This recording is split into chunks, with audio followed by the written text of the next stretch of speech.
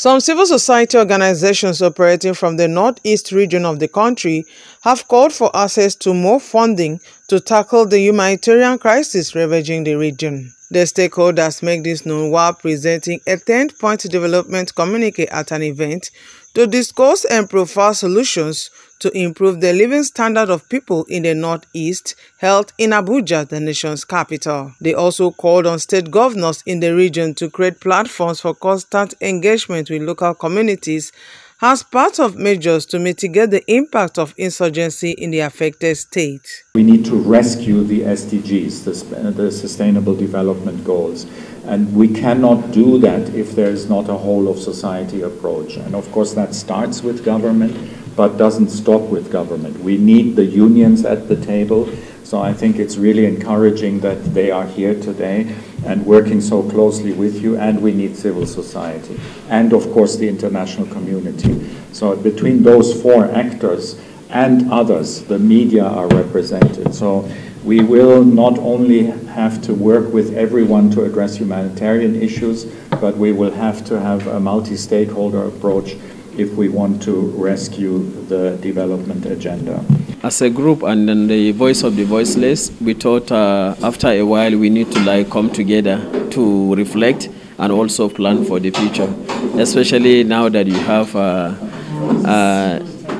new democratic dispensation and you have new leaders. So we need to develop a strategy for engagement on how we can be able to work together with various stakeholders, how we can be able to bring the situation of the communities to the stakeholders, and above all to ensure that we have transparent and accountable ways of doing our own things. Some of those points in the communique: number one, we endorse the communique of the Northeast Governors Forum, where the issue about the Northeast was discussed in the 8 Governors Northeast Governors Forum that took place in Maiduguri. And secondly, we also endorse the leadership of the Northeast Development Commission, they got their second tenure now, and we thought it's very important for us to endorse them and ask for further engagement with the communities. We also spoke to them about need to identify a community-driven initiative where they can be able to have impact, considering that the donors fatigue now, the international organization,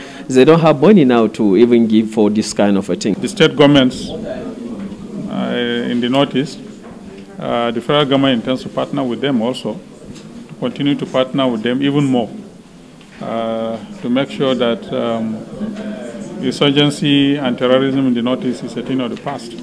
The Vice President comes from a background of somebody who has governed in a situation of crisis for 8 years as governor of Borno State. The President is also very adept at managing civil societies. As you know, President Tinubu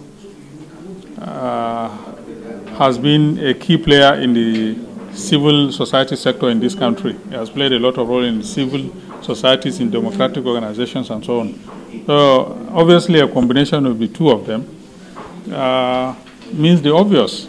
Recovering from conflict is a very slow process.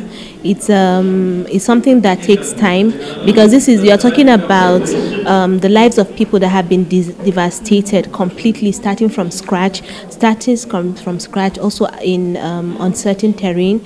So it's not something that just happens like that.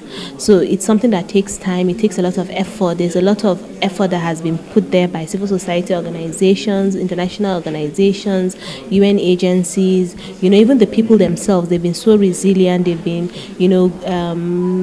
very good at picking themselves back up and putting themselves together, coupled with the economic situation in the country. So, their people are struggling with recovering from conflict, and also still struggling with the same economic situation, even worse, because things are actually even more expensive in the Northeast at the moment.